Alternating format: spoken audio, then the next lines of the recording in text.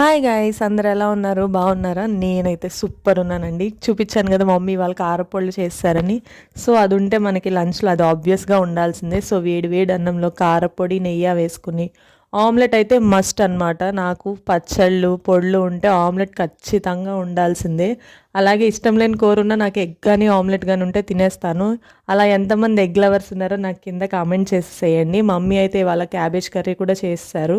So నేను ఎంత చెత్త కూర అయినా సరే చెప్పాను కదా ఆమ్లెట్ ఉంటే తినేస్తానని. సో నాకు ఇష్టం లేకపోయినా ఆమ్లెట్ కానీ ఎగ్ కానీ ఉంటే ఏదైనా తినేస్తాను, ఎక్సెప్ట్ బీట్రూట్ క్యారెట్ మాత్రం. సో మమ్మీ అయితే వాళ్ళ బీట్రూట్ కర్రీ కూడా చేశారు. నేను కావాలనే వేసుకోలేదు, కానీ మా మమ్మీ ఊరుకుంటుందా, ఆబ్వియస్గా తీసుకొచ్చి మమ్మీ అయితే వేసేసారు తినాల్సిందని. సో ఒక ముద్ద అది కూడా తినేసి నా లంచ్ అయితే కంప్లీట్ చేస్తాను. మరి మీరు లంచ్కి ఏం తిన్నారో కూడా నాకు కింద కామెంట్ చేసేసేయండి.